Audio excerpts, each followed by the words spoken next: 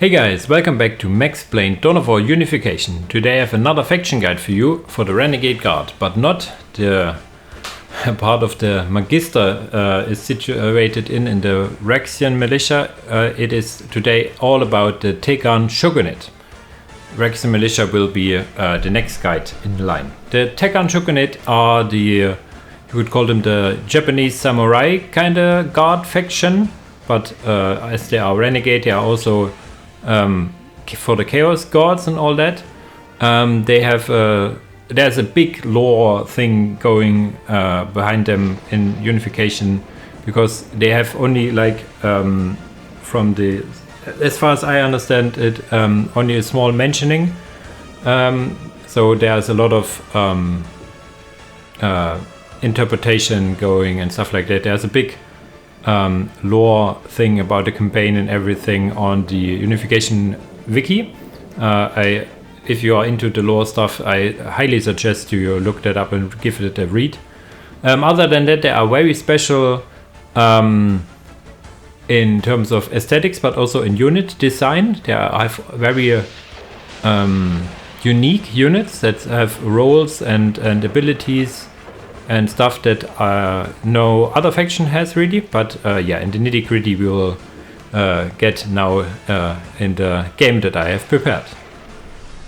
And here we are in the game that I have prepared. Due to some minor technical difficulties I do not have a save game for all the units and buildings, so we will start with the buildings. But before we go into that, we always talk about resources and unit caps, and the resources are pretty much the standard resources. We have requisition and power. Requisition is gained from listening posts and strategic points, criticals, your HQ, the usual stuff. You also have your usual 2 requisition upgrades. Power is also pretty much standard. You have Tesla reactors, or you have these Vinifera catalyst reactor that are totally not looking like crystals from another game, which is basically a thermoplasma generator and normal generator having power upgrades as well in them. So yeah, resources are pretty standard. The unit caps are semi-standard. They are you start with the standard, let's say how Imperial Guard starts with 6 infantry cap and 4 support cap. Can get to the 2020, but how you get there is not Imperial Guard like. You have actually squad cap increased researches from your Tekarn Field Dojo, which is an infantry building, and you have vehicle increases in your vehicle building. So having your mechanized command will give you some vehicle cap, but not a lot. I think it's only 2. Oh, yeah, it's 2. So that's not the primary idea of this building. Also your infernal manufacturing will also yield some vehicle cap increase, but mainly you do it with these researches over here. They are relatively cheap. Yeah, so that's the unit caps.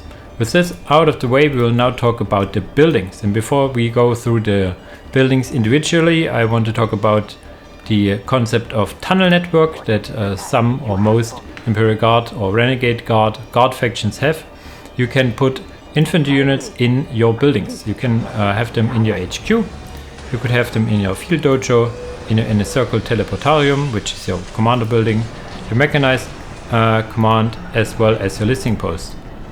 Yeah, all of them can let you shoot out, I think, except of the inner circle teleportarium. This has no weapons attached to it, but the field dojo, the mechanized command, the listening post, and the HQ will all allow to fire. The more units you have, the more weapons are enabled. It starts with only some las gun fire, but it will then add some plasma gun fire and heavy bolter fire later on if you have more units inside. If it is like the Imperial Guard, the tunnel network weaponry only works for combat engineers and actually fighting squads. Let's say a commander would not give the full weapon enabled to them. Okay, so that's the tunnel network. Very, very handy if you have like bigger maps and you want to get your units over to the listening post. let's say this is getting attacked, you pop in a combat engineer that is in there with a few seconds. Just ignore this guy. And while this is shooting, you pop him out and can repair the building. And then if it's getting attacked, you pop back in, so you have some micro ability with that. Okay, with this concept out of the way, we now go through the buildings each. We have a very nicely themed HQ. You can see here has these cool Japanese arches and everything. Also Tekarn banners and stuff, and it gets cooler along the way. It gets the usual radar thingy here in tier 2, and in tier 3 it grows this very beautiful cherry tree, I think it's called, and has this very cool roof like HQ thing over here. I really like the aesthetically. HQ does HQ things, getting your combat engineer, which is your builder, your capping squad, your tier upgrades, but also has a couple of researches and abilities. It has the long range scanner, which is exactly what it is for Imperial Guard as well. Allows you to scan, reveal in the fog of war as well, reveal infiltrated units, requires the Renegade Tactica. And this here, Seize Their Life, Seize Their Future, is a tier 4 ability costing some research because it is that good. It buffs all your forces for a short while. What the buffs exactly are, I'm not sure, but as it is tier 4 and very late and even costing, this should be really good buffs. You can always check the wiki for some of these stuff or ask in the Discord, but this is very late game. I have to say I never have used it as like the games I have played normally end before. And there's another thing here, you see it here, the marks. You can choose a mark of one of the 4 chaos squads or play undivided. You can only choose one. What this does, it gives your squad leaders in your infantry squads bonuses they provide to the squad. Corn, corn things, you know, increase maximum range, damage and armor penetration of all weapons. Nurgle gives you health regeneration and damage resistance. Mark of Slanesh gives you morale regeneration rate, sight range and movement speed. Mark of Siege, faster reload time to all weapons and abilities. And the Mark of Chaos, the undivided, gives you all of these bonuses, but of course with a lower magnitude. If I have forgotten something or you want to look it up, there's also like the very good wiki description for Renegade Guard. I have already said you can check it out for the lore, but also there's a detailed breakdown what each of these marks do.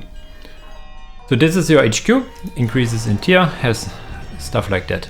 In tier 1, your tier 1 buildings are actually 3. Yeah, the first one is your Tekarn Field Dojo, which is, as the name is suggesting, it is for your infantries and your infantry pop increase. You have your Renegade Tactica, which is requiring the Tekarn Field Dojo first with your upgrades. Also can in tier 4 summon in a really cool cannon. And you have your Inner Circle Teleportarium, which is where you get all your different commanders throughout the tiers. In tier 1 it's only the Tekarn Shogunate and the THK War Correspondent, but later on you get access to all of these. These is one little note to this, it has very low HP, relatively low HP, but as you have 3 buildings in tier 1, and the Inner Circle Teleportarium is relatively cheap and builds fast, so that your build orders can still be very crisp, in a sense that you can have a commander and infantry units out in tier 1 relatively early. In tier 2 you get access to the Tekarn Mechanized Command, which is where you get all your different vehicles, also has the tier 4 research in it. And then finally in tier 4 you get the Infernal Manufactorum, which is where you get your relic units, your super heavy units, and also your tier Titan units, as well as one special unit I will talk about later down the line. So this is your production kinda buildings. You have also quite an assortment of defensive let's say buildings. You have the Tarantal turret, which is I think relatively cheap for a turret. Yeah, it's cheap, but has only low HP, so this is the drawback. It is cheap, builds relatively fast, but has very low HP, so can be sniped relatively easily.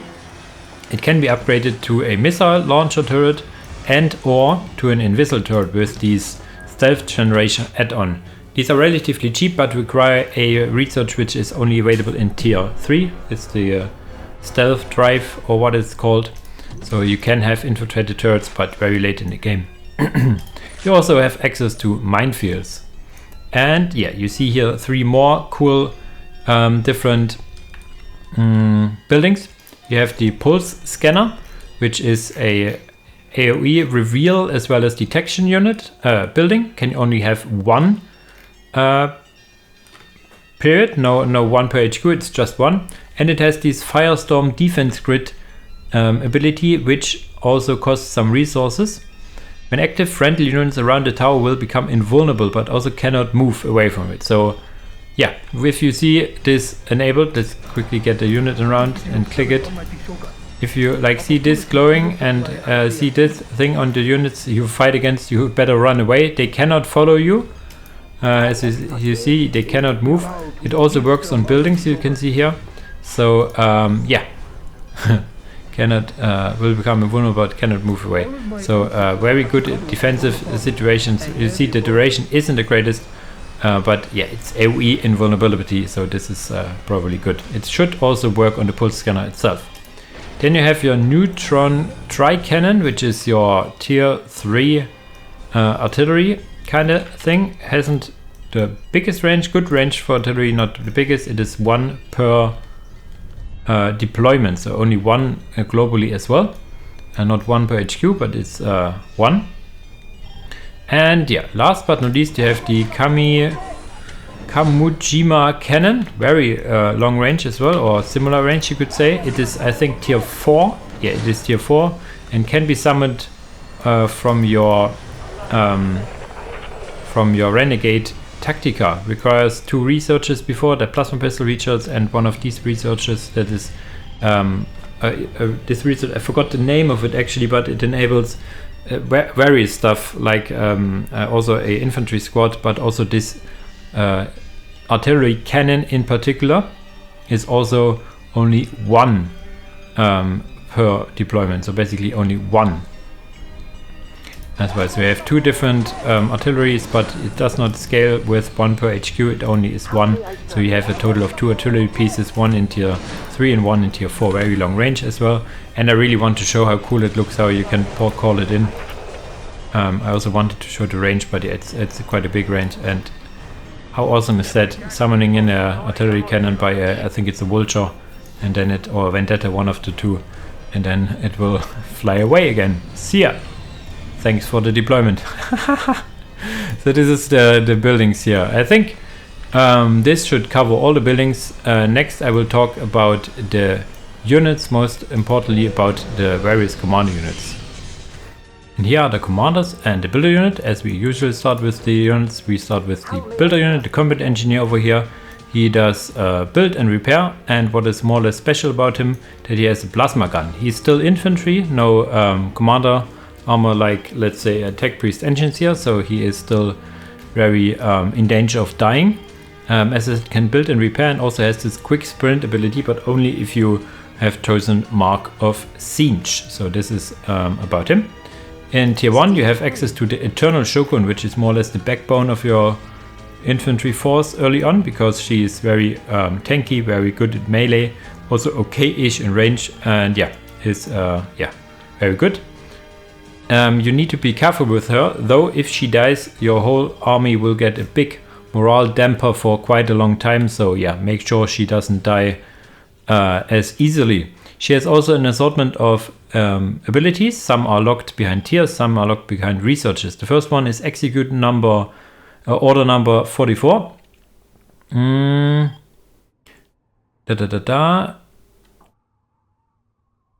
Boosts armor and morale of units around her.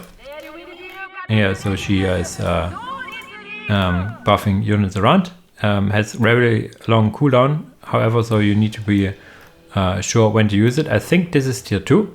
Then you have Transcendence Warp Time, which needs the Mark of Siege, which gives you protection for all incoming attacks and increases the damage dealt by her attacks as well.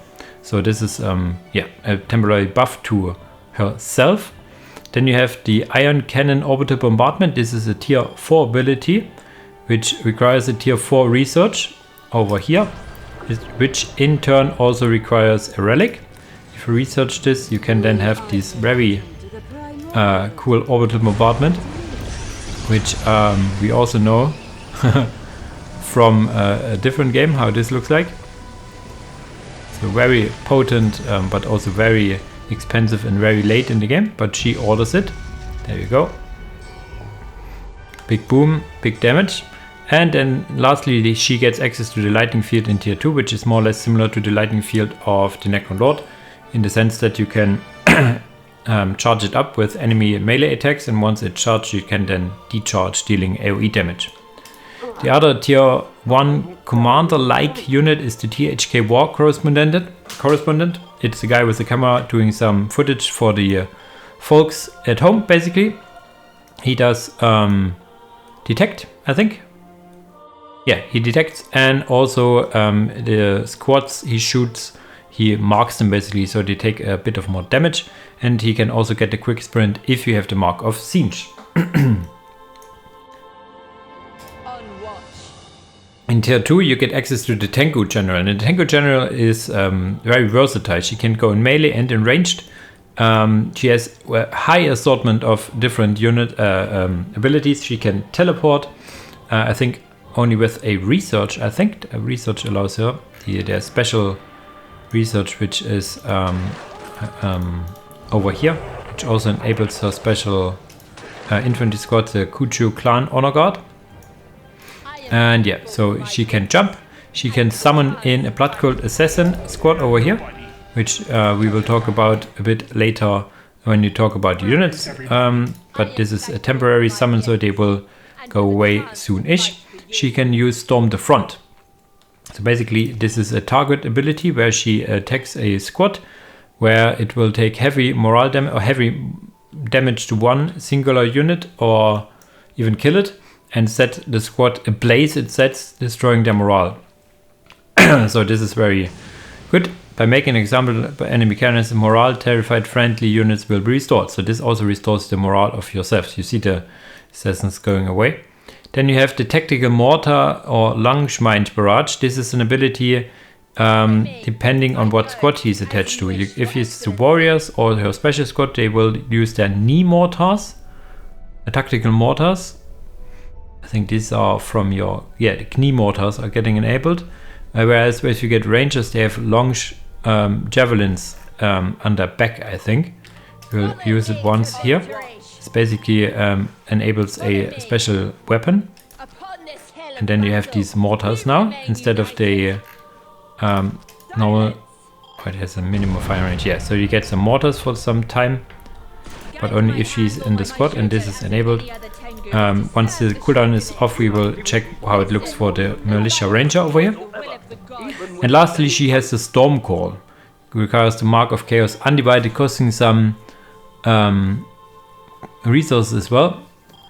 Orders a long-range mortar batteries behind the enemy lines to commence this duration. So this is a artillery strike basically, but as I said, Mark of Chaos Undivided and costing some resources. And I think this is tier 3 or even tier 4. We will come back to her for the Langschmind Barrage for the Militia Rangers later. In tier 3 you get access to 3 more commander units. One, the Shinobi, is a assassin. It does assassin things, so it's very good against enemy commanders. It's very mobile and has some cool abilities. There's also some passive abilities in that he is also detecting stuff. As I'm almost certain. And he has some cool abilities. He has the Healing Guard, which he drinks a special medical thing that boosts his regeneration rate. This can heal him. Then he has Quick Leave No Trace. This is it makes a smoke bomb around him, and then he can move unseen and also a bit faster, as you can see here. Increases the movement speed. Not sure if the bomb exactly does something as well, but yeah, he makes a bomb basically. And Shadows Die Twice is a passive, so this is if you remember a game where you say the shadows die twice. Second chances in indeed comes back later. I think you can only take out once per battle for each individual shinobi. So if it dies, it will get back up. I think. There you go. But yeah, it then does not have. So if it dies again, it's dead. Only 1 second chance, no 2. Your other tier 3 commanders are your Grand Gucci over here. A Soneshi priestess, you could call her. Has some abilities, can detect. I think the assassin does not detect. I was mixing up. She can detect. Effective against infantry commanders and stuff like that. Has some abilities, as I said. Has an unholy column spirit, which is an AoE damage thingy, which she has enabled right away. She can have but 2 more abilities depending on one mark you choose. If you have your mark of undivided, this is an AoE big damage stuff, and then you have also a look at one's true nature, which is basically a mind control or a berserk. Basically, the enemy army will lose control of the affected squad for a brief moment. So this is also really cool. So she's more of a support kind of role. So she has cool abilities and yeah, no direct combat role as you see in your HP. Other than this guy over here, the Dark Ronin of Sangonomiya. I think if I understood it correctly, Sangonomiya was like a of their opponents, of Tekarn opponents. He is very good. Marked of Corn guy does hell of a lot of damage with his Gatling gun. He has over here has 2 more abilities. If you choose Mark of Corn, he has a special blood boiling grade which does a hell of a lot of damage, and yeah, also reducing their morale. I think disrupted infantry, no effect aside commanders. No effect is side damage against commanders, given they are composed enough. Any surviving enemy caught in the blast turns against each other, so they will be confused as well. So big damage and confusing grade, but not confusing commanders. And then you have burnout apostatus. So devastating against infantry. The Dark Ronin equips custom-made missile launcher. So this is a weapon swap as well. So he has temporary this missile launcher, which is very good against vehicles, but also infantry. So very good all around and should have pretty good range. Yeah, very, very long range for that. That's really nice. But only temporary, but does not cost you resources. It's only a cooldown thing. Yeah, he himself is with this more good against infantry, but if you have this enabled, he can also be good against vehicles. Okay, before we finish, we will now look how this special weapons for these look. So they have long range barrage. Okay, we do not see it actually in. Okay, they have these on the back side. We would have needed a enemy around, so they would use these javelins on their back here. I think if I detached her, and they will then at some point turn away. So yeah, this would be about the rangers. I think these are the javelins they use then, yeah. Okay, so this should be it about the commanders. And now I will prepare a overview over the infantry squads. And here we see the infantry of the Tekarn Shogunate. We start with the first capping units, the militia rangers. Very low HP of a unit, relatively cheap. I think very cheap actually. Yeah, very cheap to get out. Very frail, so need to take the second line if possible. They can get a special banner, flag bearer it's called, which increases the health and morale of the squad, which is important, especially the health. And in tier 2 they can get heavy stoppers, which can be very good, very high damage, long range. But as I said, this squad is very squishy, so you will need to make sure that you have the range. And then you have a plasma cannon. I think it's available in tier 3. If these guys are still around, you can give you some long range fire support. And as I said, they really need the long range or they die pretty quickly. Your backbone early on are your Tekarn warriors. The Tekarn warriors are more or less like guardsmen, but a bit better in the sense that they are more suited into ranged and melee. They can turn into melee very early on if they really need to. Have grenades, which are really good. Grenades are enabled by the Renegade Tactica, so in tier 1.5. They have their champion with plasma pistol if you research it, and also some better melee weapons if you research it. And in tier 2 they get the Banzai charge, which increases their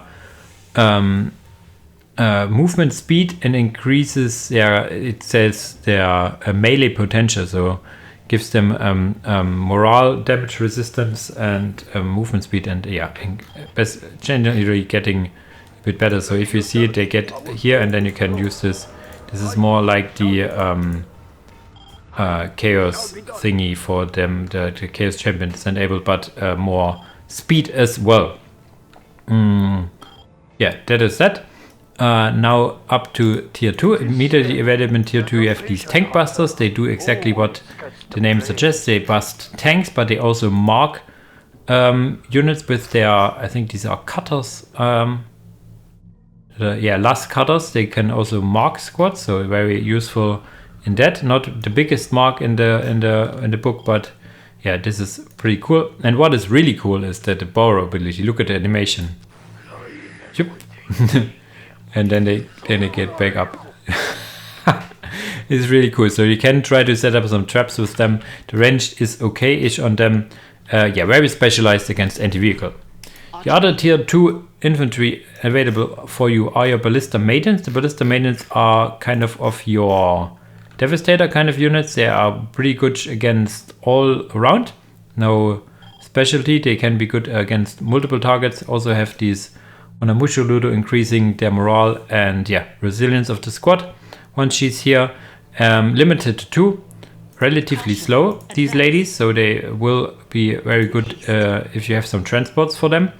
And last but not least, they have this Vortex Arrow, which is more or less like a Vortex Grenade. The grenades have available to them, requires tier 3 however, and costing some resources, dealing like good damage. So these are your Ballista Maidens. And in tier 3 you have 2 more squads. One is your Kochu Clan Honor Guard, which requires the Tenku General as well as the Tenku General, this special research in tier 3. More about that on the tech tree, you will see it. They can teleport in the sense that they can jump. They have a grenade, they have the Banzai charge as well, and they have this Hunter Seeker missile, which is exactly what it does. You can use it on enemy vehicles, most likely. Sometimes you can use this also against buildings. Yeah, this can also be used against buildings. Very good unit, limited to 1. You see these have these, I think longer range las guns, or is it hell guns even? I'm not completely sure. Really awesome unit. If you're on tier 3 and have the research, get this unit out. It's very good. Another tier 3 unit I really like. It's a mixture of infantry and aircraft, but I have it here. An infantry asset is a squad.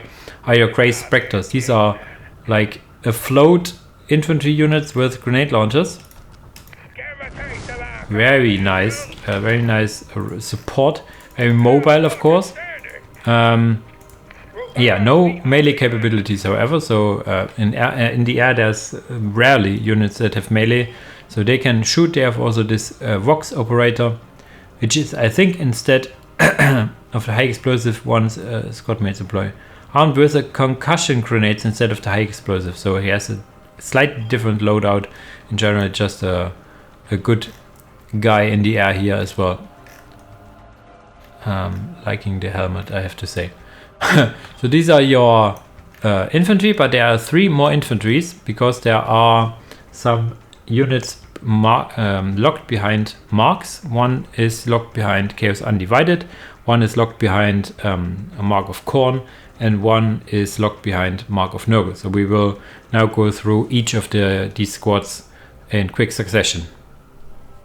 A very small addition before we go to the Mark locked units. I forgot to talk about the assassins. I told you that I want to talk about assassins over here. We will quickly pause the game so they do not disappear. These are the 3 Commission Blood Cultist Assassin Cadre. These are your Core Knight Assassins kind of units. They are summoned, as you can see here, from the Tenku General once you hit tier 3. and also the Renegade Tactica, but you will have it until then. They are only timed, but they regenerate also in melee, so when they're in melee they do not die as easily. The HP is pretty good for what they are. I mean, they're tier 3 after all. They can instantly kill any infantry and commander units when they are near death, so this is also an assassin trait they have. They escape with smoke mist. Not really sure what the mist does. We can see it even, I think, if I delete them. Yes, they if they just go out of service under their once the cooldown is done, or if I delete them, or if they die, they leave the smoke. But the smoke doesn't seem to grant any bonuses for our troops. Maybe they have some maluses for the opponents. But yeah, this is only the small addition. We will now jump into the units that are locked behind marks. We start off with one of the cooler, or the coolest, I have to say, their units are all really cool. The coolest unit that has been just added in the recent update, the Dark Skitarii. The Dark Skitarii are an infantry squad very late in the tech tree. It's tier 4 and also require these uplink research for the ion cannon. Then they can be produced in the Infernal Manufactorum, 1 squad limit, and can be deep striked from there as well. Start off with, I think it's called galvanic rifles, and can be upgraded with very cool different weapons. We have the plasma caliber, look over here, big plasma gun.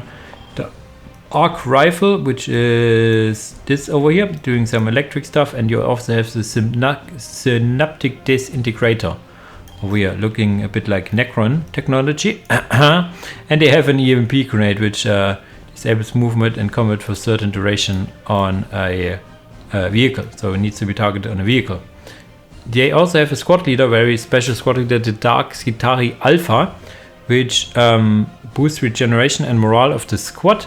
I can say that the squad, the HP generation was maybe it's not enabled right now. The UCS is there, but it's not enabled. It will be enabled in the next version by about 4 HP for him and the squad. And it also passively repairs nearby vehicles and structures. So this is very nice in especially, let's say, survival kind of situations where you park the squad near or close to artillery or turrets, so that it repairs itself, but also very good generally in skirmish if you can get the hands of them. As I said, require the mark of the Chaos Undivided. The next mark specific squad are these Oni Ogrins over here, which are locked behind Mark of Corn, which is kind of fitting. They are, yeah, Oni Ogrins because they kind of look like Onis, if you kind of know from the Japanese folklore. These are like big demons that can also, yeah, do mean stuff. They have all these really cool masks, I have to say. Look at them. They have these big mauls and shields, so they have some ranged resistance, I think, because of the shields. And these mauls here, these do really good damage and have a chance to stun the enemy. So more or less like thunder hammers, kind of. And yeah, what was I still want to say? I think this was it. Was there anything else? Yeah, of course, you have also your Bone Ed over here. Bone Ed champion. Yeah, I think was there something special with the Oni champion? I'm not sure. I think these are your very. This is what I want to say. They have no range capabilities like other Ogrins might have. They are melee specialists, relatively fast, a lot faster than, let's say, a Terminator, so they can get into melee and stun the enemies really well. I think, are they limited to 1? Yeah, for a good reason, I might say. They are really tanky and helpful in melee. So this only leaves 1 squad. And last but not least, we have these Shogun's Shadows over here, which are your Nurgle specialist unit. Requires tier 3 and Mark of Nurgle, limited to 1. Have these red, what are they called? Red launchers. Basically, they eradication ray cannons, which is a long-ranged basically doing some radiation damage. So very good against enemy infantry and light vehicles, long range, relatively slow-ish on their feet. Have a squad leader, which has a very good voiceover. You might not know him or might know him. They have these eradicator grenades, which is basically as well some Nurgle kind of grenades. Does some moderate damage, continuously reduce enemy armor and health over time. So big thing, especially the armor reduction is really well. And the squad can be rallied by the Shogun's Shadow over here. So yeah, before we jump over the vehicles, I want to give you a quick reminder.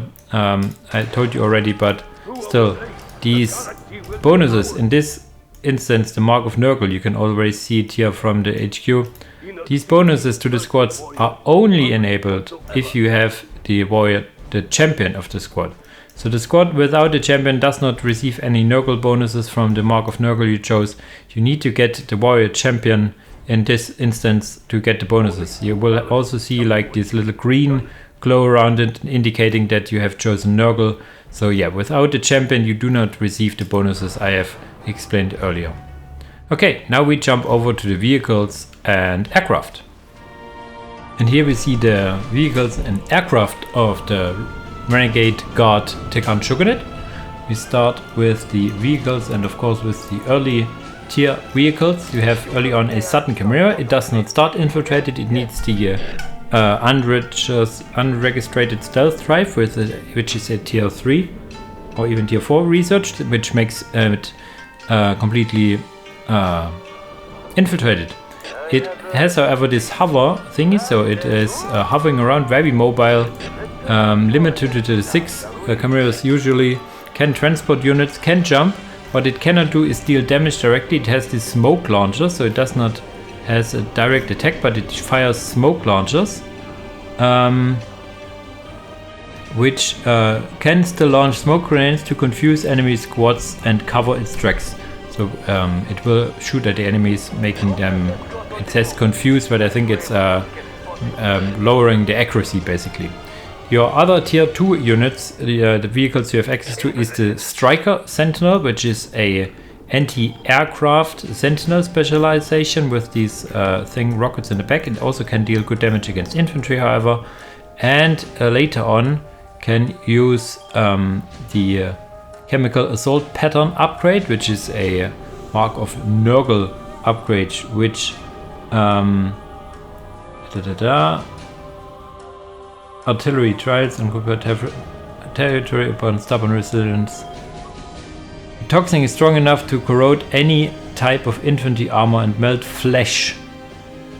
Be advised, there's no antitoxin to this toxin. Also, it's basically, yeah, very good toxin. Very effective against all types of infantry and demons. Reduced overall effectiveness against vehicles. So yeah, basically Nurgle stuff over here. The other tier 2 unit you have access to is your Griffin Thunder Mortar, and Thunder in the name is exactly what it says.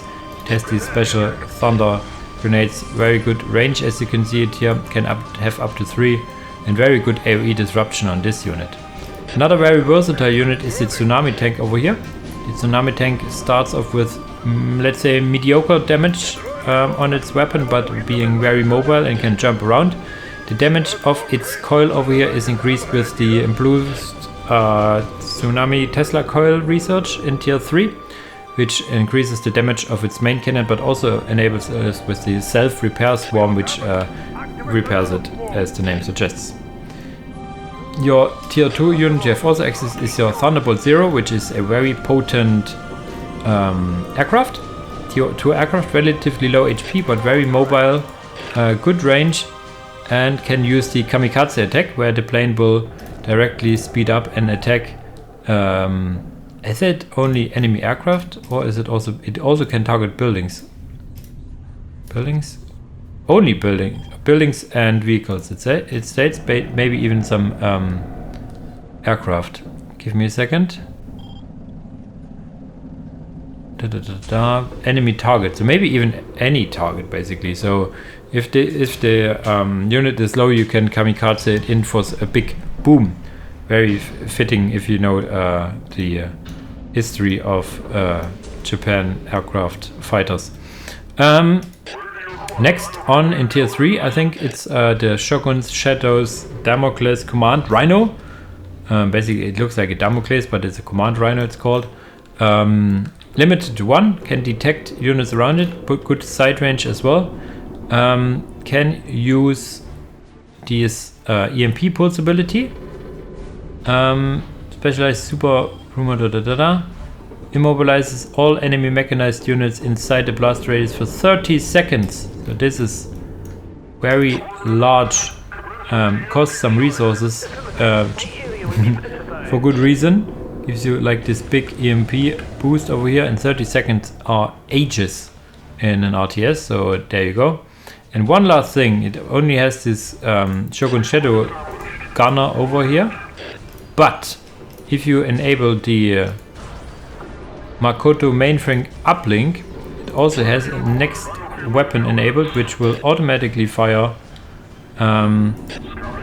which is a weapon that cannot fire. I will need to move it out of range a bit because I have an enemy vehicle over here which I do not want to get killed. I want to show it over to the enemy base.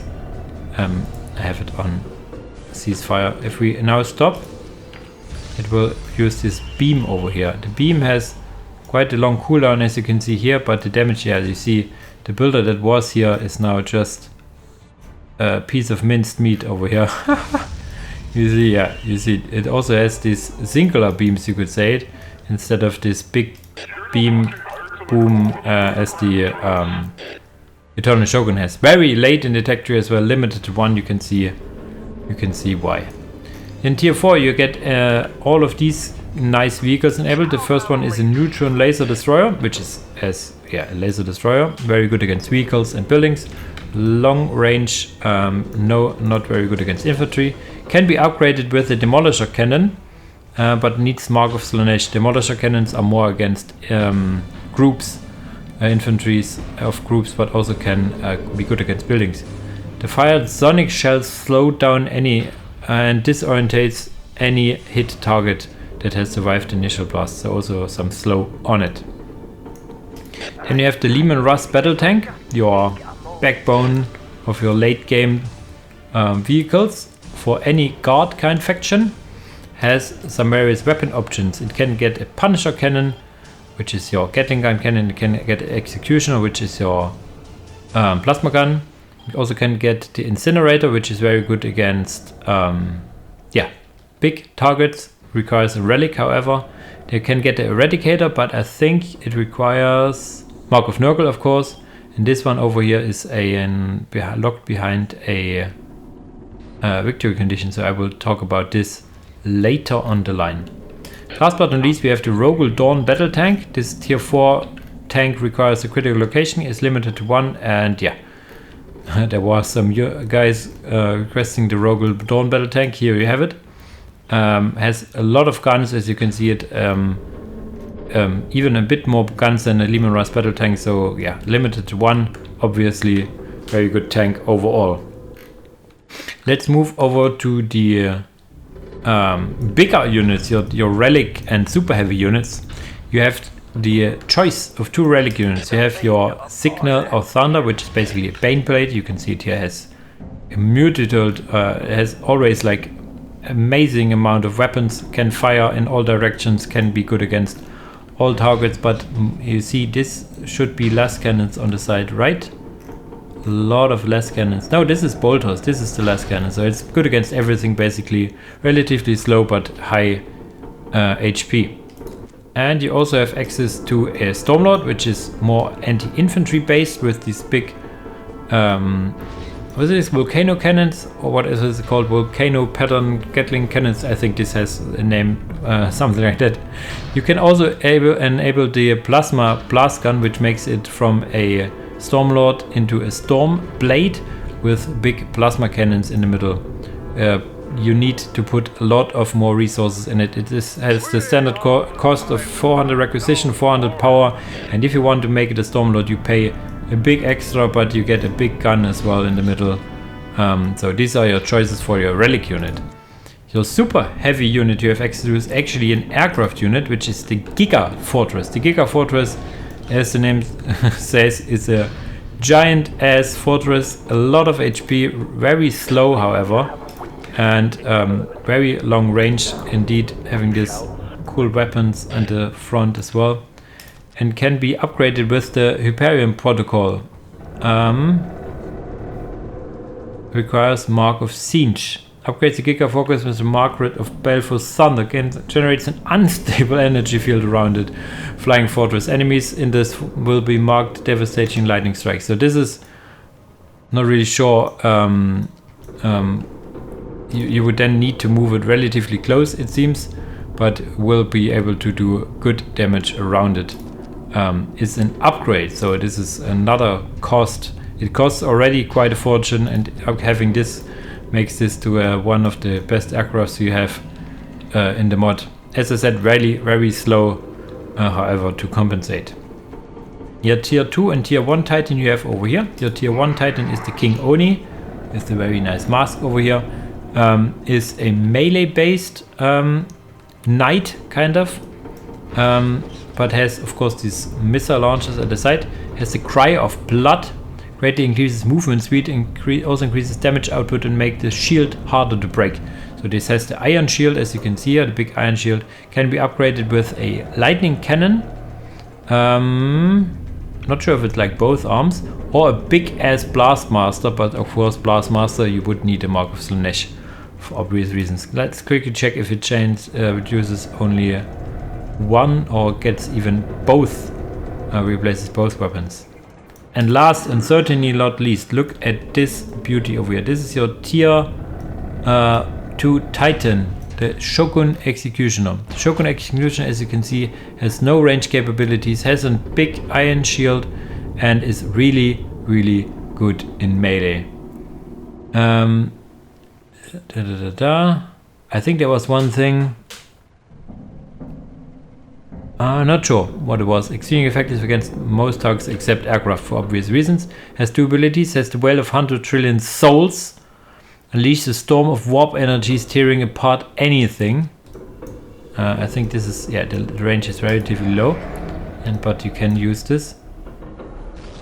Boom. Very nice animation as well. Really nice. And then has this Battle Titan, which makes it move a bit faster and also knock down all units around it to give it a second chance. And as you can see, it only changes one weapon, so it's still more about melee, but if you want to go on range duty, which you sometimes like to do with these high and late game units, you can do it with a Blastmaster or this lightning cannon. Okay, so these are all units that are regularly available in Skirmish, but there is quite a big assortment of units that is locked behind various victory conditions. So there will be now the next part of the video all about these victory condition locked units, buildings and upgrades. So let's see if I can bring them all out at once, or if I also have to split it a bit. Let's see. And here we have not all but most of the victory condition locked units in one view. I have 2 that I couldn't fit in here, which I will jump into in a second.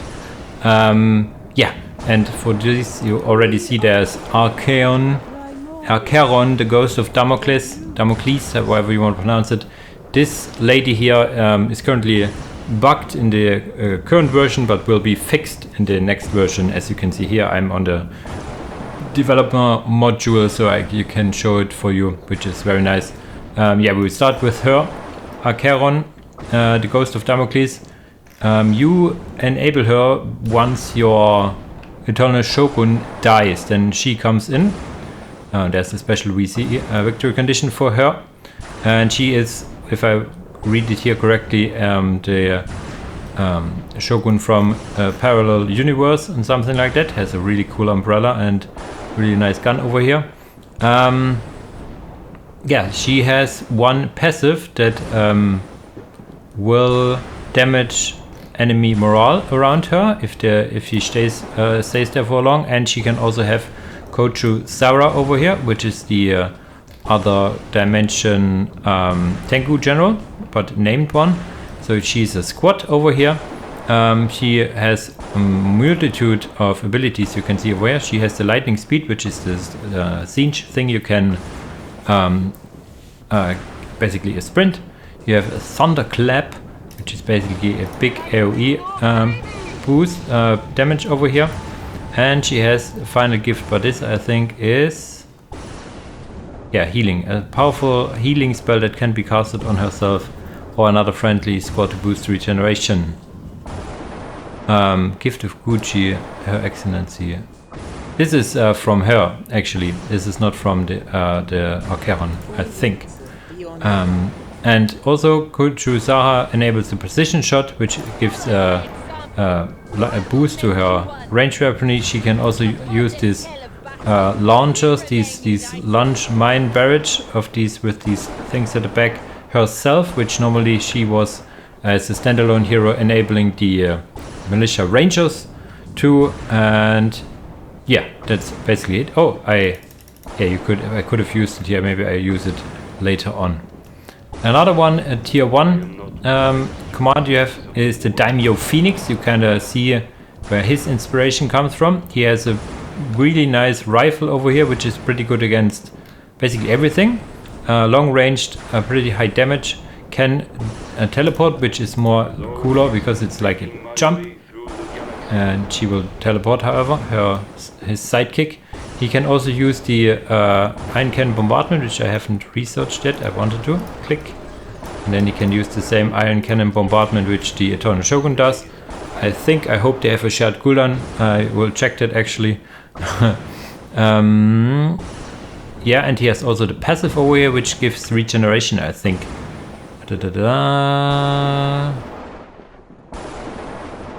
He may be able to cheat on death and revive from blows that would otherwise be lethal. 67 chance of happening. And also, if Mark of Slanesh selected the Megal Nanobombs, we will be able to additional hero units around him. So it's only if you have Mark of Slanesh. And the wrist-mounted Flamer Gauntlet. This gives you some flamey bits over here. And the sidekick he has is Alice Yamamoto. You see the flaming damage also does damage to himself.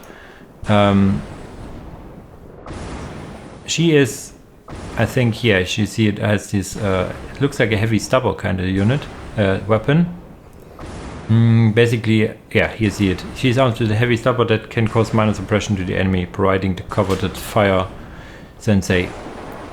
Stealth detecting sensor, so she also detects, so support to the Daimyo Phoenix. I think it needs tier 2 and special research.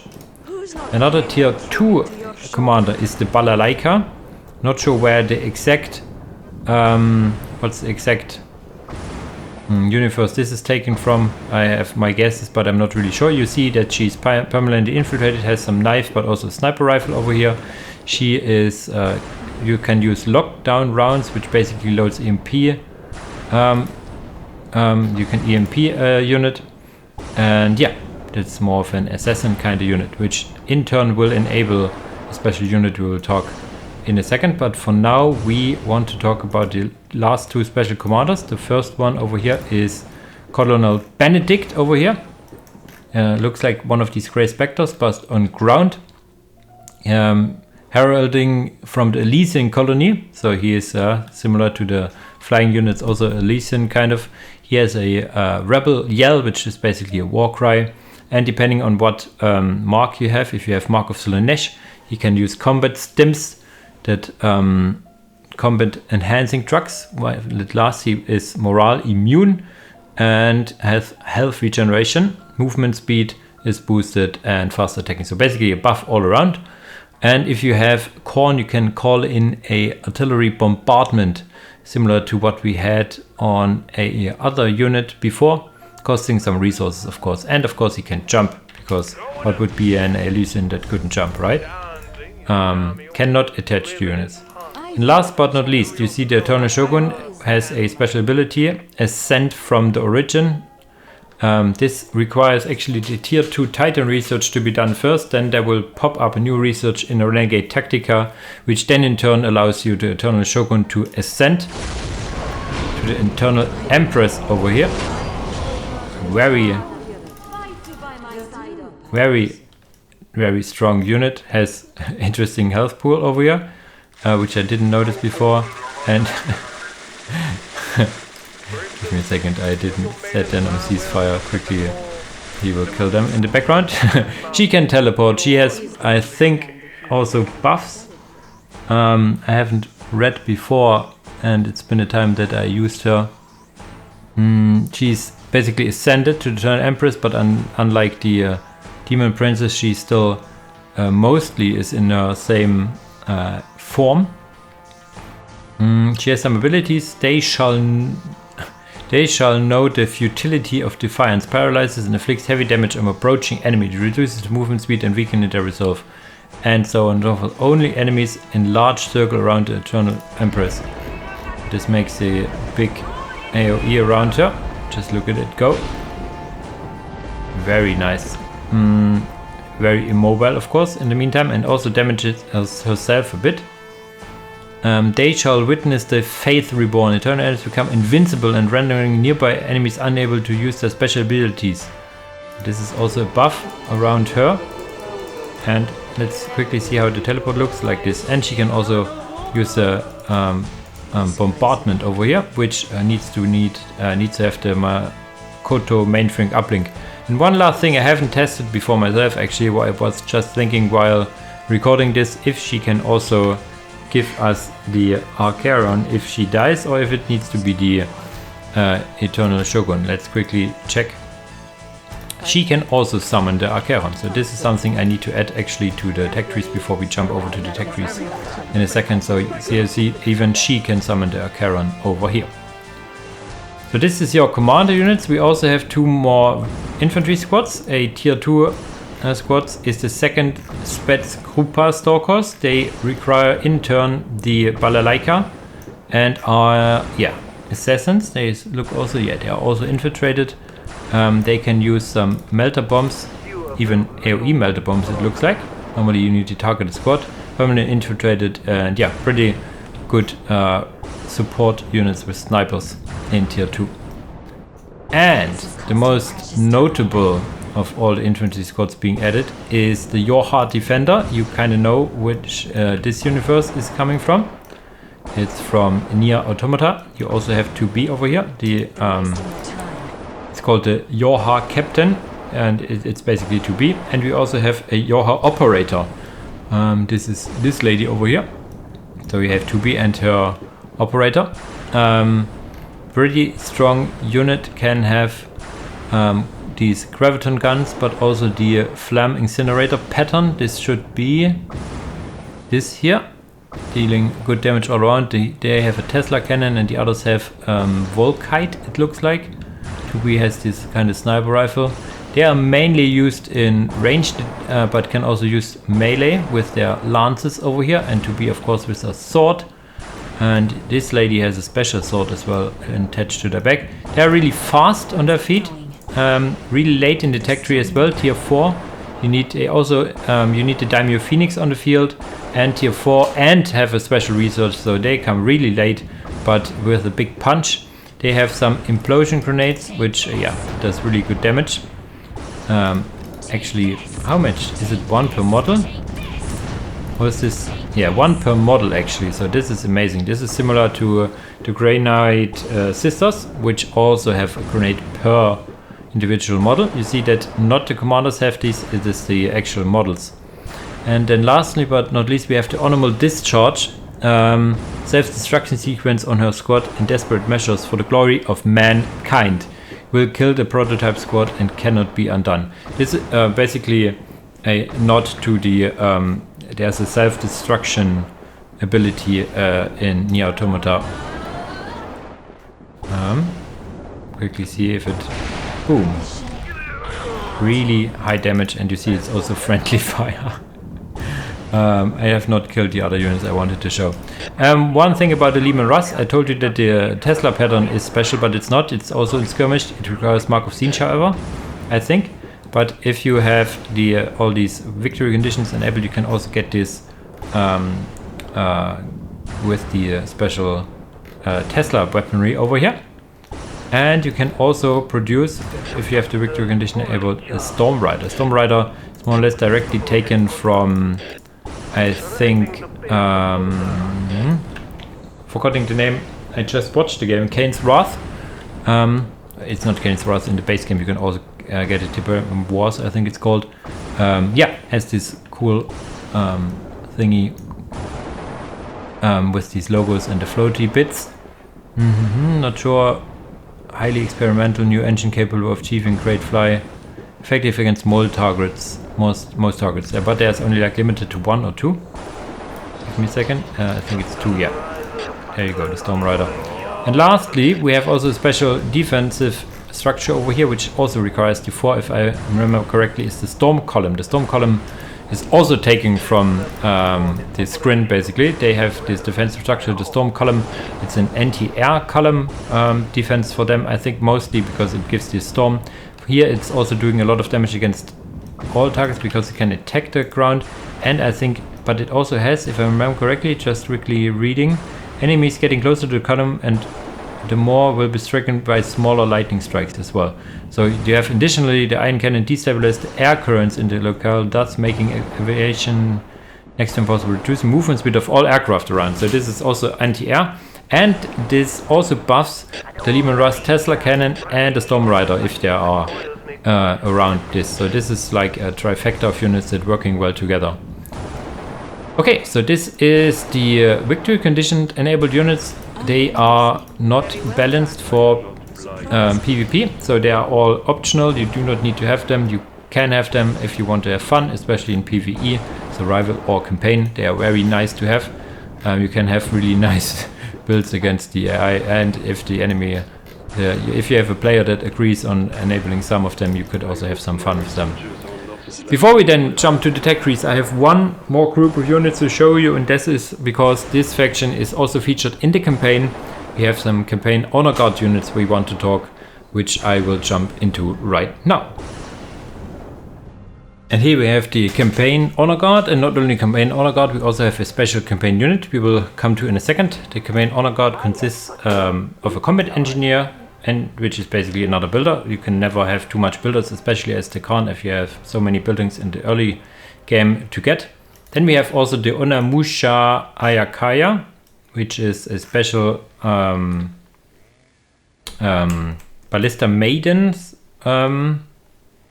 unit that is basically just the commander and can be attached to a squad, which is really nice. And yeah, your presence improves the morale and resilience of a squad. So basically, if she's attached to the squad, they take less damage and have morale. And last but not least, we have the great Cardinal Caldaris Xafan over here. Hates not the infidel. One of the best voiceovers, I have to say, of Caldaris here. Very fitting to the unit, what he, how he pronounces it and everything. Really nice. Has a passive aura around him, of course, because he is like the Cardinal. His inspiring speeches causes a global increase in militia squad morale. You can see it. And has some more special abilities. He has the turncoat, makes chosen squad fight their allies. So he is basically talking to them and then they believe him for a bit. All shall bear the torch. Restores broken morale, slightly increases damage and reflects enemy attacks inflicting on your comrades. I think this is okay. This is an AoE, very nice. And then he has the fourth thesis of Xavanism. Unlike a of we shall not use radiation, nay, infernal Prometheum. So basically, a Prometheum strike.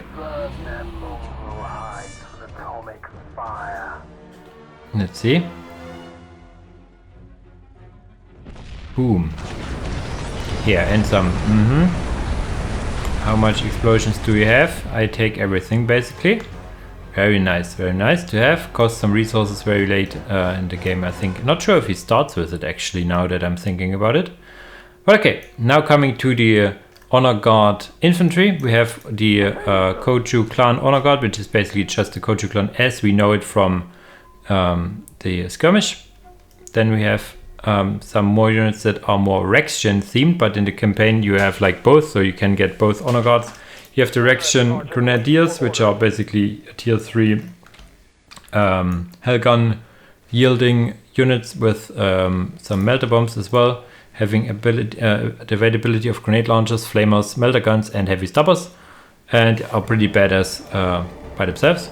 Then we have the Rection Militia Heavy Weapon Team, which is a squad, so you have up to 4 of these heavy weapon teams. You get them with the heavy bolter loadout, and then you can switch them to less cannons, autocannons, or mortars. You can also entrench. When they are entrenched, they cannot reinforce. They can get still special weapons, but they cannot reinforce, and they can also not move. I think they also have a. I'm not sure if they can actually turn around or not. You need to set them free again, but then you do not have the special bonuses. Then we have here the Mobian 6 Tempestuous Scion squad, which is normally for Rex Militia locked behind the Victor condition and Nurgle. Here you can get it just as is. They have a Blight Grenade, which you already know deals some AoE damage over time, has a long las and a plasma gun. And I'm not sure if it's also true for the Campaign Honor Guard, but in the next version they will be able to get a squad leader. So there, if this is also then for the Campaign Honor Guard, you would then have also the ability to get a squad leader over here. Now jump over to the special vehicle stuff. We have another Leman Russ battle tank, which is just your standard Leman Russ battle tank, but Honor Guard, so it doesn't take up pop, and you have it right away. Pretty awesome, if you ask me. And then we have one of my favorite units, I have to say. Doesn't look like much actually in the first place, but yeah, the Salamander Field Reconnaissance Tank. Does some reconnaissance, as it states. I think has some detection capabilities. And this is an artillery piece. And what does it do? We cannot see it because we do not have an enemy. It calls out Simbus Orbital Strikes. Relatively high cooldown, but very long range. And I'm not sure if it does friendly fire or not, but I think it does. Very long range artillery in the sense like that. Then we have another artillery that looks like a bombard, a floating bombard. Look at it, really nice. Has also some extra floaty devices. The Tarkia cannon has some lore bits around here, and the bits is being produced from the mechanized command on the right side over here. You can have up to 2 of these. Nice things, has very long range, and has probably, as it states, these. Okay, no projectile actually. Just does really high damage. Performance. Yeah, no projectile, just big damage. Really nice. So I really liked how he sets up the cannon, I have to say. And can jump, of course, because why not? And last we have the Avenger Strike Fighter, which is normally always also a unit that only direction side can field. I think it's even a tier 4 fighter. Really strong. Yeah, it says against infantry, but I think this is not really true. Armed with Avenger bolt cannon, namesake, whatever, due to production concerns. Yeah, limited to 1 only. Yeah, but if you have the campaign, of course, you can get more. Has a bolt cannon, 2 winged mounted las cannons, and crack bombs. So this sounds, it is more against vehicles and other aircraft. So very mobile as well. Yeah. So this is your campaign honor guard units. You see that they are all mostly very high tier, but this also means that they cost quite a lot of global requisition, so that you can actually field all the units you can see here is probably not a sight you would normally see in a campaign playthrough. Speaking of campaign playthrough, I am currently planning a campaign playthrough for the Renegade Guard, and yeah, I'm looking forward to seeing all this in action. With all these units out of the way, this brings me to one unit that I will not show here because it's only survival exclusive. Actually, the first tier survival exclusive is a combat medic, which is normally also just a Rexian unit, basically your standard medic, but also has the twist that if you go for Slanesh, it can use combat trucks to the squad he's attached to. But yeah, normally normal a medic apart from that. Okay, but now we're jumping to the tech trees, where I want to show you again all the tech requirements, show you how I did it with the victory condition units and all the marked bonuses and stuff, but also the usual what is their strongest tiers, when do you want to attack, when do you be aggressive, and stuff like that. We will now see in the tech tree. And here we are in the tech tree document. As usual, you find this in my Google Drive that is linked in the description over here. The usual way I do it with victory condition locked units, you can see it here with the Daimyo Phoenix, is giving them a red outline. But it brought me the issue that you also have these marked kind of units that also needs to be shown, which I normally use colors for it. And for this one, I didn't use colors. I did use, as you can see here, little symbols on the top left for Khorne, for Nurgle and stuff like that. And on the right hand side, you also have the usual relic and relic critical stuff, kind of, which is enabled by Witch. So I hope this will help you understand this tech tree a bit more. You see all the researches, how they are tier locked and stuff. Most stuff I told you already, but one thing I just noticed that the Balalaika units I thought are tier 2, they are indeed tier 3. They are probably right to be there. You can see here the special Yorha research, which requires tier 4 and Daimyo Phoenix, so that you can then produce your Yorha units over here. The Koju clan research over here is very important. It requires the plasma pistol. It is important for some availabilities for the Tengu general, but also is required, as you can see here, for their special tier 3 infantry over here. Yeah, and here's also the special Empress unit research. Storm column here as well, requiring siege and stuff like that. Everything shown here. Let's talk about tier strengths. We keep the victory condition units, of course, out of the picture. Tekarn starts pretty good in tier 1, as they have these warriors that are very versatile because they can get into melee and ranged, are very durable if you get some researches on them. The Shogun is pretty good. And also the war correspondent is pretty good supportive wise, so you can have like games where you get like two warriors which get one commander each. They can be very potent without the need of getting one of these squad increase researches first, so you can have them on the field. So you can have a good tier 1. The big downside they have in terms of the tiering is that they require the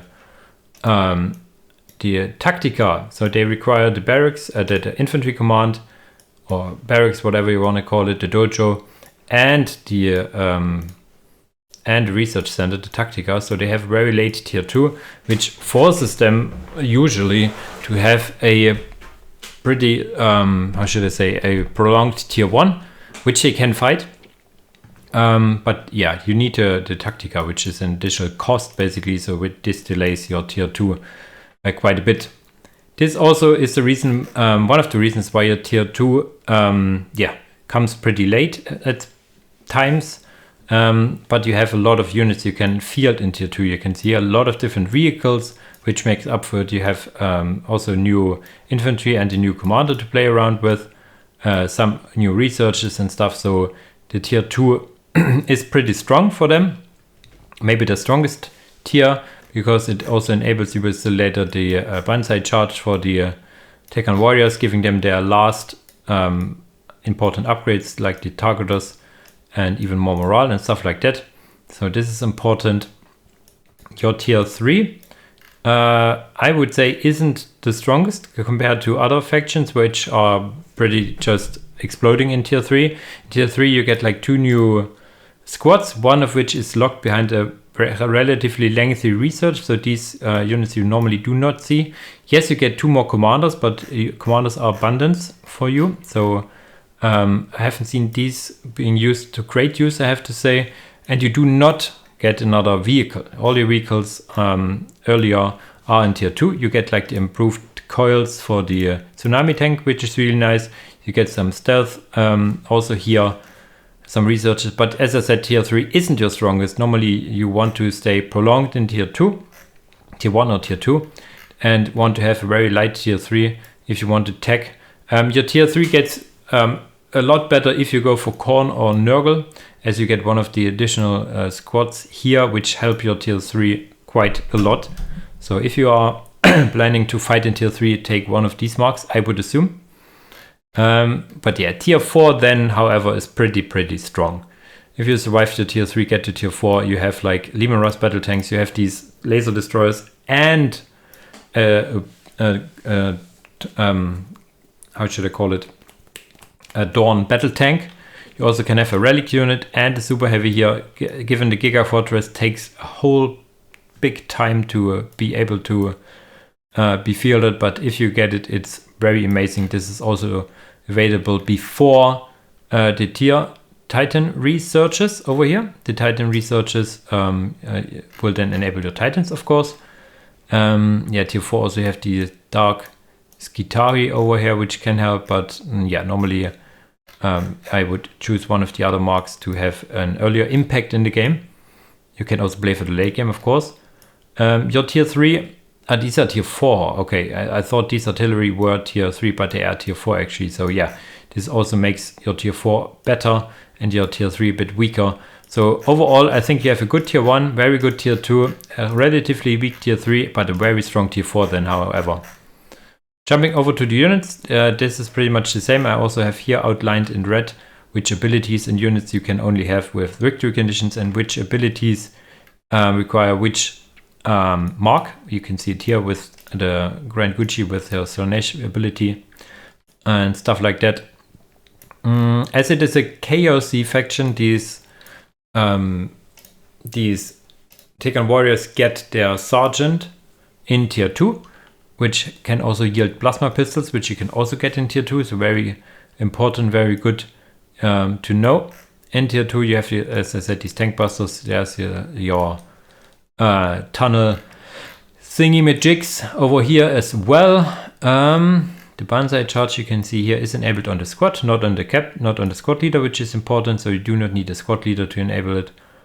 Yes, and all of these we have talked about in detail already. Your flyer units here as well with the Giga Fortress ability behind Mark of Siege, and here's also your Honor Guard bonus units where you have here the combat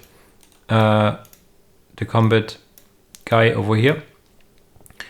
Maybe I probably forgot to add the combat drugs over here. I will look it up if he has enabled it right away or not.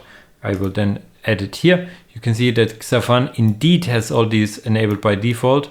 So this can be a very nice honor guard for your campaign playthrough. All the others we have already talked about. And I just noticed that I haven't added the campaign special artillery unit, which I have just talked about. This will be added here. So once you are downloading or checking the tech tree yourself, you will see it here. And I think this is all about the special units and basically the tech trees over here. We will now jump over to the build orders before we then finish up the guide with a replay. And here we are in the tech tree document, also found in the drive. I have a handful of build orders for you. They aren't as, how should I say, as the biggest parting point as usual is tier 2. So you do not have as much variety as I have said as earlier. You also need a Renegade Tactica at all costs. So you will have to get this and will get some upgrades from it more or less always. Yeah, but the standard build order is a second builder, then to militia, rangers. Then of course you get your what's it called? Your infantry building with 2 warriors, the special commander building with the Shogun, of course, and then a turret for the usual. I would recommend a turret as it is really cheap and enables you to be aggressive while also having a safe base, very cheap. You can also go for the war correspondent if you want to have like the 2 commander with your warriors. Note that I do not get any more squads because you then would need to get the squad increase research, which is also very expensive. It's not more expensive than the usual, but if your tier 1 investment you want to have it, let's say a faster generator, a part of having like a squad more. Yeah, all of this you will get genless because you want to have this fighting force right out of the get-go. Then you will add a generator, the Tactica, and 2 more generators before you can head to tier 2. I would recommend to get the plasma pistols always, as well as the squad leaders, because they're so powerful, and might as well get the morale and small health increase as well. So this is your standard build order. You can also go for warrior spam, which is more or less the same, but instead of the commander building, you get a generator and then the Tactica for some plasma pistols. I think to remember that you can also get this a little differently, that you do not get a generator plasma pistols. Then you can still get, I think, both of these champions. So you can have the champions right away without a generator, which is another way to play it, which might or might not be the optimal way to play it actually. Yeah, it's also good to get a second builder, a third builder with this, but the builder normally also has plasma pistols right off the get-go, so you can go for it or can't, depends on you. Maybe you also want to get another generator because you have a lot of resources bound to these researches, but on the other side you will also want to reinforce all your squads, thinking in a lot of requisition, so that's why you might or might not want to get another generator here. Then you have the Shogun Echo Boom, I call it, where you get like a hell of a lot of these militias, then 2 more builders, and only get basically the Shogun and the War Correspondent. War Correspondent is optional. You could also get for a turret here. And yeah, basically have all of these militia rangers capping the map really fast. Only having the Shogun in the beginning to hold off the enemy, upgrade your listing posts as you build them. And yeah, then later quickly get your production building and your research building and get to tier 2. A tier 2 rush is also always possible. You'd want to get a generator, the field dojo, and a research building. That's why you want to have also 3 builders, so that 2 can always build listing posts while 1 is building up all these buildings once. I think the first 2 buildings you can get right away, and then the first 2 builders will be busy building listing posts, so then comes in your third builder, finishing the Renegade Tactica, so you can get tier 2. Then you have a double commander, which is only, or maybe even triple commander enabled if you have the Daimyo Phoenix victory condition, but can be really fun. So you get basically 2 commanders and 1 warrior. We'll add a warrior later on and get plasma pistols for them. Even could get a war correspondent to have even more commanders. So this is more of a PvE or fun build order. I may will how should I say, tinker a bit with the warrior spam recommended build order here. Now that I see it, maybe it will be a bit adjusted once you see it online. I think I have played a few games where it is more optimal to postpone the generator and get the plasma pistol right away with your champions over here to have a more direct impact. I will check this and then adjust accordingly. Alright, so this is now the build orders. I have one replay for you. This is actually now a replay I have not played. There was one guy in the Discord which has shared quite a lot of replays saying that he is a noob, but he isn't that bad, I have to say. He's shared a lot of replays, and most of the replays aren't the greatest, but there's one in particular which I think is worth showing here in this guide, so we will jump to it right now. And here on the replay where we have the name Venomoro del Fake playing Renegade God against Blocks playing playing a Black Templar over here, doing some Russian letters, so I do not have the Russian font, so yeah, that's why this is. He goes for the Tekarn Field Dojo right tucked next to the listing post over here. I've seen some more aggressive posts over here, and I also seen from him that he sometimes puts it over here to get some vision, but it also delays the build-up of your inner circle teleport time. So he goes for the Genless opener, which I recommend, getting 2 builders right away, getting then the 2 militia rangers. You could also go to the rangers first and then the builders, or even split the builders to get the inner circle teleport time a bit earlier. Going for 1 warrior over here for now, militia ranger, and the warriors I think will get this point over here. He needs to send 1 guy over, so this is completely optimized.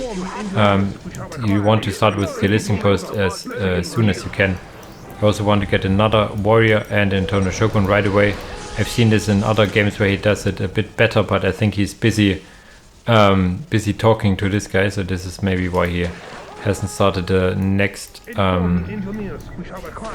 warrior over here. He should already, if you ask me. Really nice banner here as well, I have to say. Yeah, he should get a second ore generator. I think he wants to get another warrior, but forgot to get it. Yeah, not the highest skill as he said himself, but I think this is still pretty worth showing over here. Yeah, now you see it has delayed it a bit. Getting a bit aggressive with these warriors, which you can do, especially against Black Templar. They have a limited amount of squads early on. Also now scouting the castle and being aggressive right away. So yeah, one of these things I noticed with the block play over here, that he has managed to get a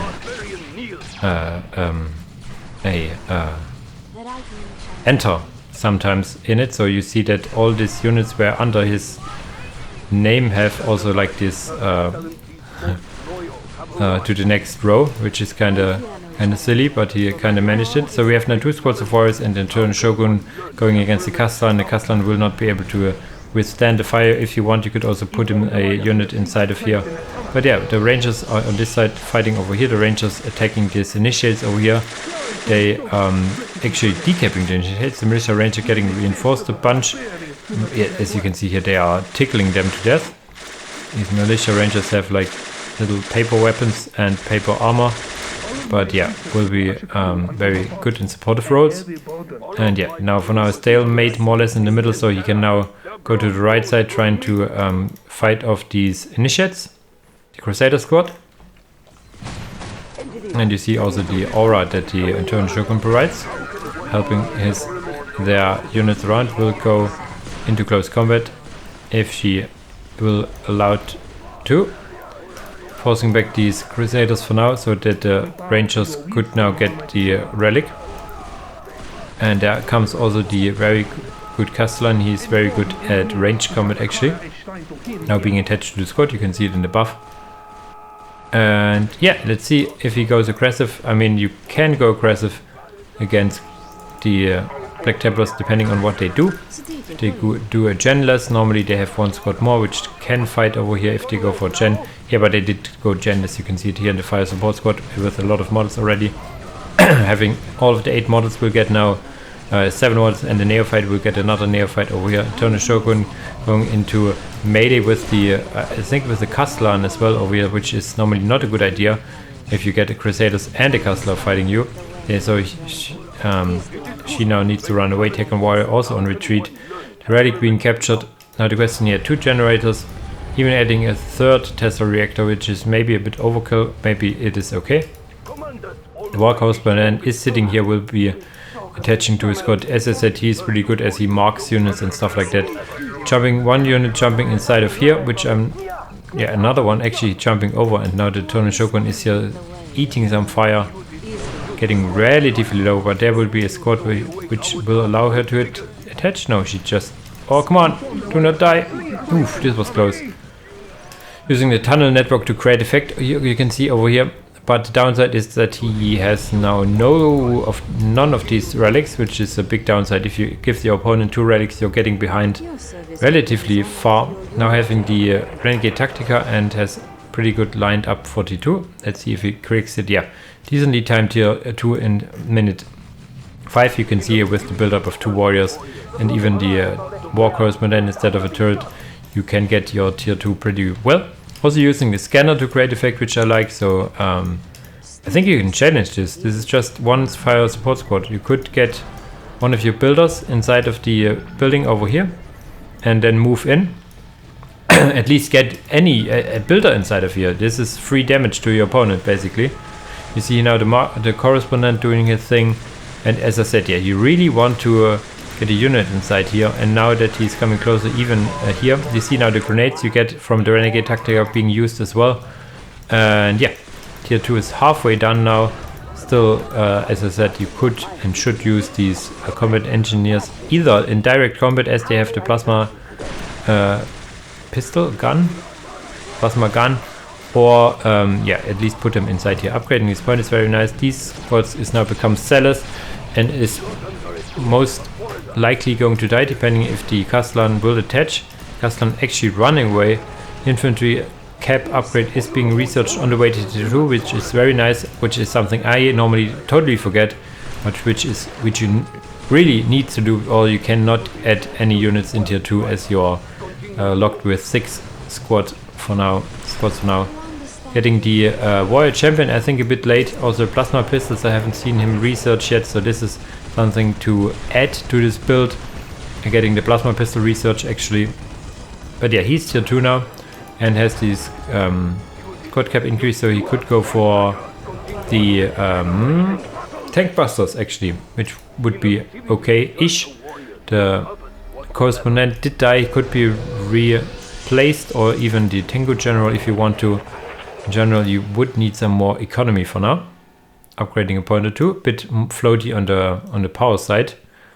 So yeah, upgrading a point or two would help quite a lot. But now that he has plasma pistols, these sergeants over here, these champions do have plasma pistols, and the Tekarn Artificer will not suffice over here. Only 2 Crusaders will also be not enough. These guys, whoa. They do not mind melee. I'm not sure if they match Black Templars in melee, but if you use the Banzai charge on them, they can actually fight in melee pretty well. So you can challenge in a situation like this, as this is very low model count. Getting now the Pledge of the Enlightened one, I forgot what it does, enabling some research abilities at least. Upgrading a point, yeah. And now the question is going for vehicles. You could add a sudden camera to transport these units over here. Yeah, you can see sometimes the skill level a bit like going to this quarter on the map has like no benefits whatsoever. But okay, yeah, not being too much on that regard, putting too much emphasis on this regard. It's just showing some units as well and action of the Tekarn Shogunate over here. I would highly recommend now getting either a commander, the tank busters, or a vehicle production building, and he goes for the tank busters. Relatively expensive, these lads, pretty good. However, having the satellite target resolutions, which also increases the damage of these units around here. You can see they would benefit from the armor research as well, if they haven't gotten already, but I do not think so. He will be able to take down this listening post, but this will only yeah, help to get his economy closer to the opponent. Has the requisition upgrade, which I like because he was floating a lot of power. There's the 1 squad of tank busters. As I said, they mark with their attack, so they can be okay-ish against infantry as well. And you would need the ranger either over here or another ranger to capture this, or even decap this. For now he uses the warriors, which is never a good idea. They can and should recap, but they should not cap, because it takes too long.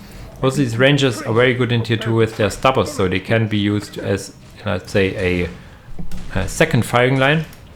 Adding another tank buster now.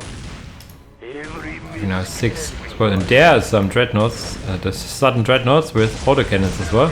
So you can see that the damage is pretty good actually, as the dreadnoughts have a hell of a lot of HP, but they can also be blasted down by these autocannons. So this is a situation where both sides can kind of kill each other. There should be now a grenade in here soon-ish. There's the next tank busters, which he needs to reinforce now as well. What upgrade he's going for? Armor, the effective control, boost morale, and a bit of HP, I think, and advanced melee weapons, which I find interesting.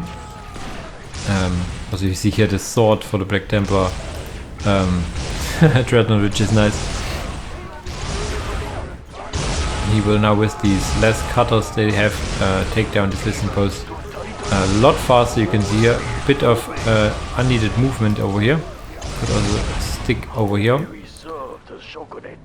And now, yeah, should get actually a these guys probably to capture it, but uses a warrior, which is not very nice. Can scan here, see the machine code, which he already knew about. There's a tech marine getting down, and yeah, has pretty good vision with this scanner over here. Can now go for the listening post, which he does.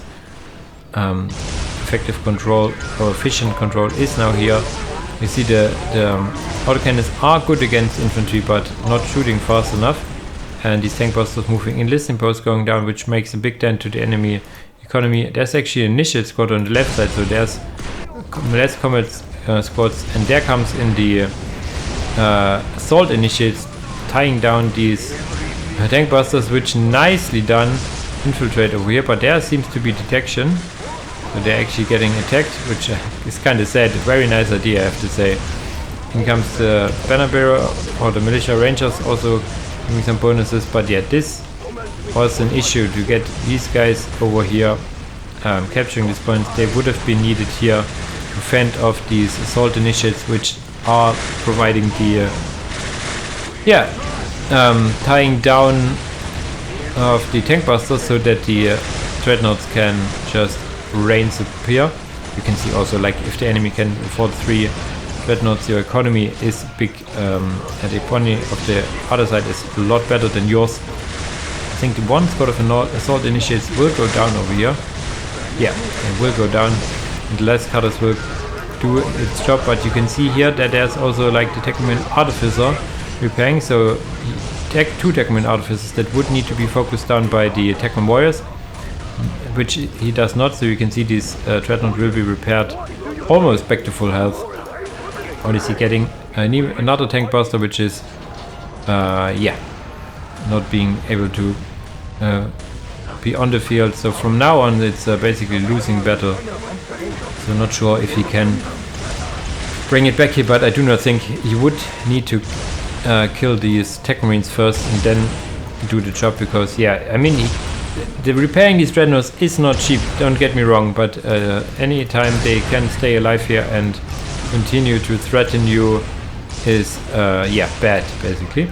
Now that he has the mechanized command, I would really like to see a sudden chimera, which can help get one of these squads closer to the opponent, or even go for some base trade, which kind of looks like he is what he wants to do now, getting actually the point in the middle. So upgrading his point is overdue as well.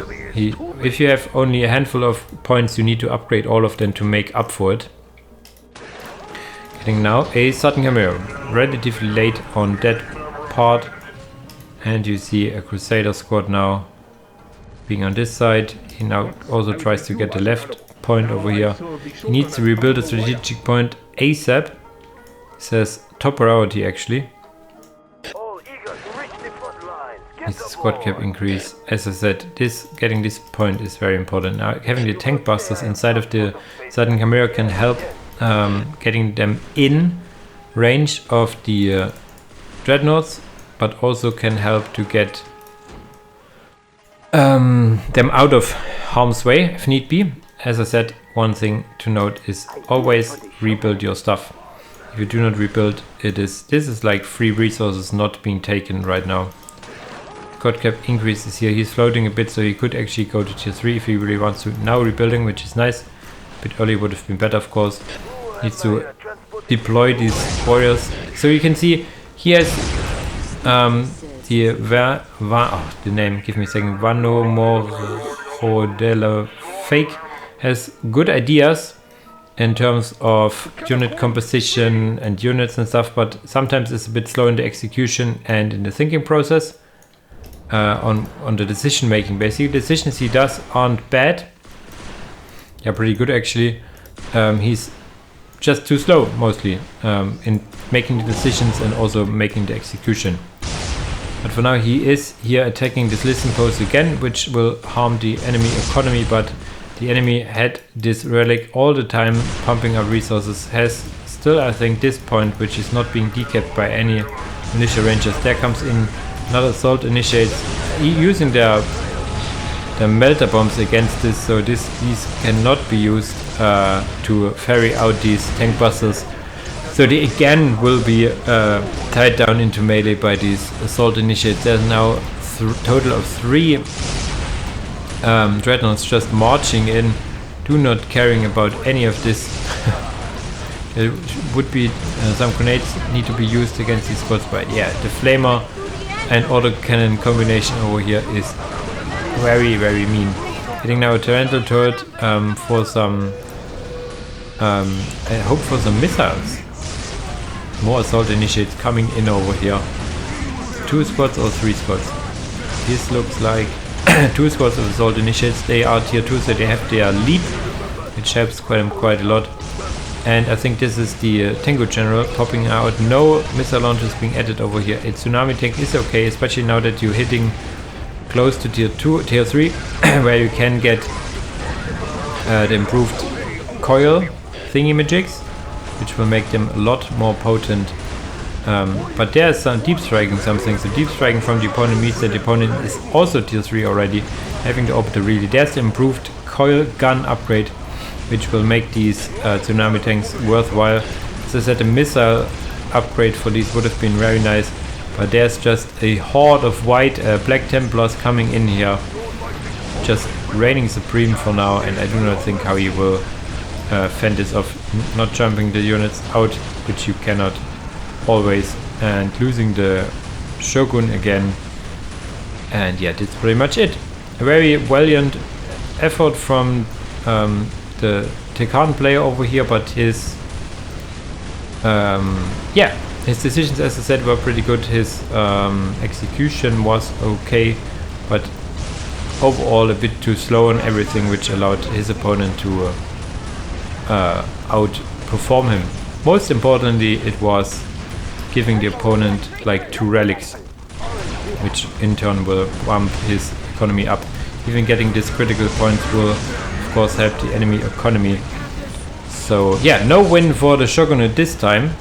Quickly checking the base. Yeah, he has all the generators, and yeah, big map control and big economy. He got also the upgrades.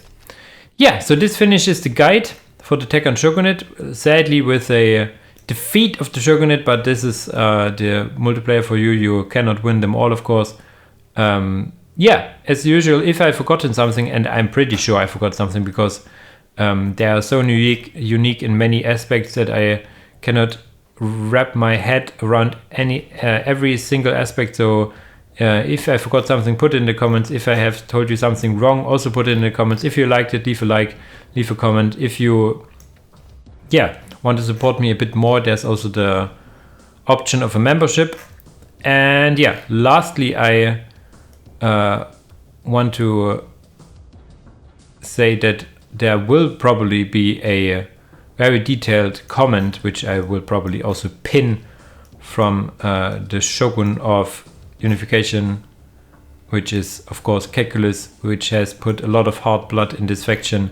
So there will be a comment, I'm almost certain. So look in the comments to read the very insightful knowledge bomb being put down here. But yeah, enough talk for today, for this video. My voice is always almost going out. So as usual, guys, thanks for watching, and see you in the next video. Bye bye.